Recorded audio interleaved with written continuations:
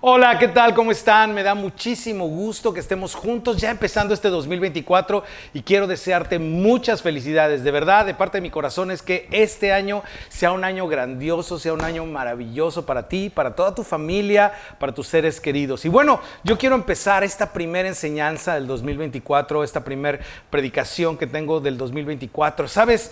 Cada que entramos a un nuevo año, yo entiendo que hay muchísima incertidumbre. Entramos con muchos planes en mente y creo que por eso son los propósitos, los famosos propósitos de año nuevo, ¿verdad? Y planeamos y diseñamos cosas, pero en realidad no sabemos. Siempre todas estas áreas de salud, de economía, política, estamos en un año de elecciones aquí en México, ¿verdad? La cuestión de las relaciones interpersonales. Todo lo que pudiéramos planear acerca de esto es simplemente una apuesta. No tenemos nada seguro. Hace algunos meses yo estaba hablando en alguna serie sobre liderazgo y uno de los puntos de liderazgo que yo decía es que los líderes en realidad no pueden proveer certeza. Pueden proveer claridad, pero no pueden decirte a ciencia cierta qué es lo que va a pasar. Y eso sucede para nosotros mismos también. No podemos proveernos certeza. Seguramente te has dado cuenta que por más que planees las cosas, no siempre salen como uno quiere. Pero uno puede tener claridad y claridad es tener la dirección correcta, el saber qué es lo que tienes que hacer y el saber hacia dónde te tienes que mover, aun que no sepas los resultados, pero saberte mantener en un lugar seguro o en un camino correcto, aun cuando no sepas cuáles van a ser los resultados. Y esto me lleva a que podamos entender juntos esto. Tú y yo podemos no estar seguros, pero sí confiados. Si tenemos claridad, si nos aferramos a la claridad, si nos ajustamos a lo que la claridad nos está señalando, puede ser que no estemos seguros, pero sí podemos mantener nuestra confianza. Porque de hecho, déjame decirte algo que es muy importante. La única certeza que podemos tener en nuestras vidas es acerca de quién es Dios, de su carácter, de su personalidad, de su amor, de cómo piensa, de cómo reacciona, de qué es lo que ama y qué es lo que odia. Eso es la única certeza que podemos tener, porque de hecho Dios nunca cambia. Y esto nos lleva a entender el siguiente punto, que Dios es digno de toda nuestra confianza. Es decir, cuando tú y yo nos mantenemos en las manos de Dios, aunque no podamos tener certeza, podemos tener confianza. De hecho, la claridad se traduce en confianza para nuestras vidas. ¿Sabes qué? No es necesario saber qué va a pasar, simplemente estoy confiado, porque si Dios tiene el control, pase lo que pase, yo sé que va a ser para mi bien. Y así, si no sabemos qué va a ser o qué va a pasar, no importa, pero requiere que tengamos esa confianza en Dios. Ahora, yo tengo una pregunta muy fuerte para este 2024 y es esta. ¿Existirá un acuerdo que pueda yo hacer con Dios para asegurar mi 2024? Piénsalo un momento, ¿existirá un acuerdo, existirá algo que tú puedas hacer, un acuerdo con Dios para asegurar tu 2024, para que tu 2024 sea seguro, sea estable, para que todo salga bien? Y no estoy hablando de un acuerdo para obligar a Dios a hacer algo. No es por ahí lo que estoy diciendo y quiero ser muy claro en esto. No se trata de que obliguemos, de que le torzamos la mano a Dios. Muchas personas creen que pueden torcerle la mano a Dios. Esto no es cierto. Dios simplemente es fiel, pero es fiel a su palabra, es fiel a sus principios, no es fiel a nuestras negociaciones, es fiel a sus principios. Entonces, ¿existirá algo que yo pueda hacer que me mantenga a mí, no a Dios, sino a mí dentro de ese acuerdo? Muy bien, pues precisamente de eso se trata lo que quiero hablar contigo. El título de esta predicación, de esta primera predicación del 2024 es Pacto. Y se trata de hacer un pacto. ¿Qué es un pacto? Un pacto es un acuerdo. Un pacto es un convenio, es un tratado entre dos o más partes. Y sabes, en nuestra vida cotidiana tenemos ciertos paralelos a los pactos, como podría ser un contrato laboral. Ese es un pacto. O también podría ser los votos matrimoniales, son pactos también.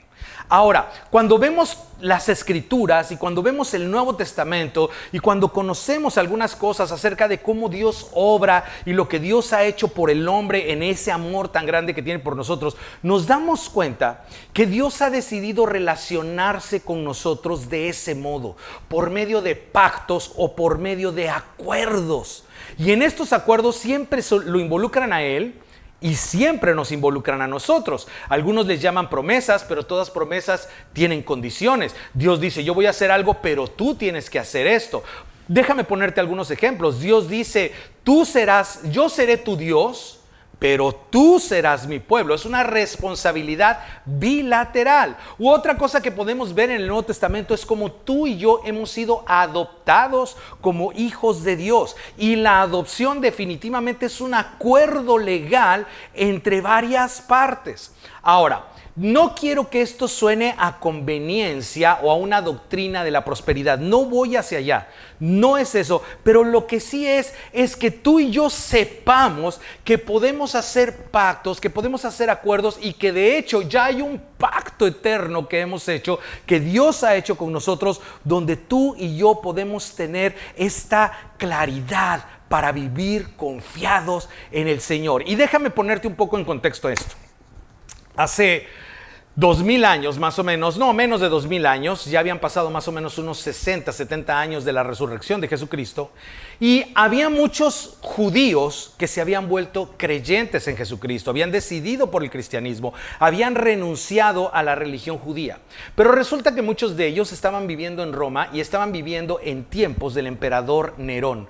No ha habido o quizás sea uno de los peores momentos en la historia y uno de los peores lugares en la historia para ser un creyente en Jesucristo. Hemos escuchado muchas cosas acerca de Nerón. Bueno, pues estos judíos que eran cristianos ahora, en medio de toda la persecución, en medio de toda la afrenta que estaban viviendo cada día, en medio de toda la atrocidad, porque verdaderamente fueron masacrados, ellos empezaron a ponerse débiles. Ellos empezaron a decaer en su confianza y ellos empezaron a considerar dejar el cristianismo y regresar al judaísmo.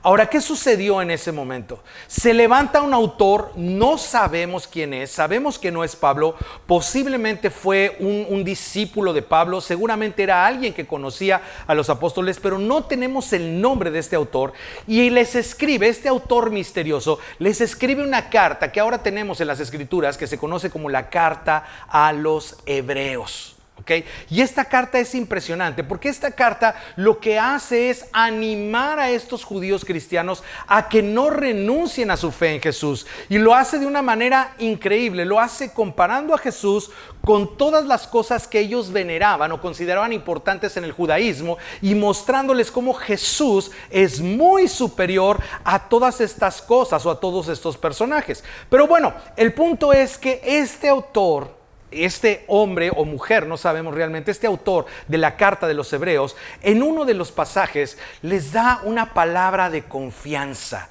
Les habla del Dios de paz, que el Dios de paz está sobre ellos, que el Dios de paz ha hecho un pacto eterno con ellos, que ellos ni siquiera sabían, que ellos a lo mejor ni siquiera saben que son parte de ese pacto, pero aún así este pacto es vigente para ellos. Y entonces él les menciona en Hebreos 13:20 lo siguiente, dice: el Dios de paz levantó de entre los muertos al gran pastor de las ovejas, a nuestro Señor Jesús, por la sangre del pacto eterno.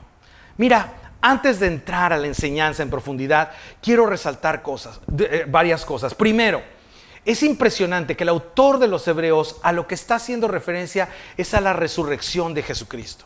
¿Por qué? Porque la resurrección de Jesucristo es el fundamento de nuestra fe. Es el pilar del cristianismo. Imagínate, podemos tener las Escrituras y podemos tener un montón de cosas y un montón de doctrinas, pero si Jesús no hubiera resucitado, de nada serviría todo lo que tenemos. No tendría valor alguno, sería simplemente contenido literario. Y lo que hace la diferencia es que Jesucristo se levantó de los muertos, que Jesucristo venció a la muerte, y porque Jesucristo venció a la muerte, tú y yo tenemos este pacto eterno, un pacto eterno donde Dios ha prometido vida para nosotros. Eso es lo primero que yo veo aquí, que el autor a los Hebreos hace referencia a la resurrección de Jesucristo. Pero las dos cosas siguientes que veo son bien importantes. La primera, el autor nos está mostrando dos beneficios, o le estaba hablando a estos hebreos cristianos, les está hablando dos beneficios, uno del Padre y otro de Jesús. En primer lugar, el autor les está diciendo que contamos con el poder del Padre, porque dice: el Dios de paz levantó. El poder de la resurrección es parte de ese pacto para nosotros. Ese Dios de paz levantó de entre los muertos, y luego menciona la segunda cosa, al gran pastor, y esto nos habla del amor de Jesús por nosotros, el cuidado que Jesús tiene por nosotros. Y yo quiero que tengas bien claro esto. En este pacto, que es por medio de la resurrección de Jesucristo, tú y yo contamos con el poder de Dios y con el cuidado de Jesucristo. Y bueno, Jesucristo es Dios. Entonces contamos con el poder de Dios y con el cuidado de Dios en nuestras vidas. Y cuando entendemos que pase lo que pase, contamos con su poder y con su cuidado, eso es tener claridad. Eso es poder separar en un mundo con incertidumbre, en un mundo lleno de incertidumbre, pero llenos de confianza y llenos de claridad. ¿Sabes? No sé qué vas a enfrentar. No sé qué va a venir sobre tu vida en este 2024, pero una cosa estoy seguro, el poder y el cuidado de Dios están para ti, están a tu disposición. Ahora, ese poder y ese cuidado de Dios tienen un propósito, y es lo que el autor nos sigue diciendo en el versículo 21. Dice, que Él los capacite en todo lo bueno para hacer su voluntad. Déjame repetir esto, que Dios te capacite en este 2024, y quiero que tomes esta palabra para ti, que en este 2024 Dios te capacite en todo lo bueno para hacer su voluntad, y que por medio de Jesucristo Dios cumpla en nosotros lo que le agrada. A Él sea la gloria por siempre jamás. Amén. Ahora, esto que el autor a los Hebreos está escribiendo está hecho en una forma de bendición. Es como una bendición que Él está declarando. ¿Sabes qué? Que Dios te capacite para hacer todo lo bueno de acuerdo a su voluntad, y que Dios cumpla en nosotros lo que le agrada. Y esta bendición es precisamente un tú haces y yo hago. Es un acuerdo, ¿ok? Y fíjate lo que trae este acuerdo. Fíjate, la primera parte es esta: tú haces mi voluntad. Porque dice el autor de los Hebreos que Él los capacite para hacer su voluntad. Entonces la primera parte es, ¿sabes qué? Tú haces mi voluntad. Y la segunda parte es esta: yo cumplo en ti lo que me agrada. Si tú haces mi voluntad, dice Dios, yo cumplo en ti lo que me agrada. Y esto de lo que me agrada, a ver, por favor, yo no quiero que estés pensando, pero es lo que le agrada a Él, no lo que me agrada a mí. No, recuerda una cosa: su voluntad es buena, agradable y perfecta, y su voluntad para tu vida es lo mejor y lo más grande a lo que puedes aspirar. Así que déjame repetir esto, por favor. Este es el acuerdo que Dios quiere hacer con nosotros en este 2024, y que ha querido hacer siempre, porque este es su pacto eterno. Tú haces mi voluntad y yo cumplo en ti lo que me agrada. Ahora la pregunta es esta: en este 2024, ¿estarías dispuesto a hacer la voluntad de Dios? En este 2024, aunque no tengas certeza, aunque no sepas qué es lo que va a pasar realmente, aunque no sepamos quién va a ganar las elecciones, aunque no sepamos cómo nos va a ir en la economía, aunque no sepamos cuáles relaciones las vamos a mantener y cuáles relaciones nos vamos a separar, aunque no sepamos cómo nos va a ir en salud, pero tenemos claridad. ¿Cuál es la claridad? Tenemos el poder de Dios y tenemos su cuidado. Siempre y cuando tú haces mi voluntad, te dice Dios, si tú haces mi voluntad, yo cumplo en ti lo que me agrada. Entonces, yo quiero compartirte mi resolución para este 2024 es esta: Señor, yo voy a hacer su voluntad. Él va a cumplir en mí lo que le agrada. Y ese es el mensaje con el que te quiero dejar. Y sé que es un mensaje corto, pero creo que es un mensaje que tienes que pensar. Creo que es una decisión que no puedes repetir simplemente conmigo, a lo loco, sin pensarlo. Creo que es una resolución que deberías pensar, y que si la vas a tomar, deberías comprometerte en serio. ¿Por qué? Porque vas a vivir este 2024. Porque primero Dios va a pasar este 2024. ¿Y de qué manera lo vas a pasar? Y yo quiero invitarte a que tengas esta resolución. ¿Por qué? Porque tenemos un Dios de pactos. Tenemos un Dios que le encanta hacer acuerdos, y tenemos un Dios que cumple los acuerdos que hace. Dios no va a fallar. Dios va a hacer lo que tiene que hacer en tu vida y en mi vida. Pero si nosotros hacemos lo que nos corresponde hacer a nosotros, vamos a ver el favor de Dios en este año, sin importar que pase lo que pase.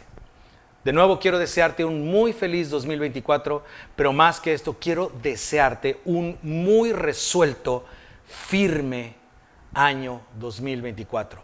Que seas afirmado en Dios, que tengas crecimiento, que crezcas en todos los aspectos en tu vida, que seas rodeado de paz y de amor. Gracias.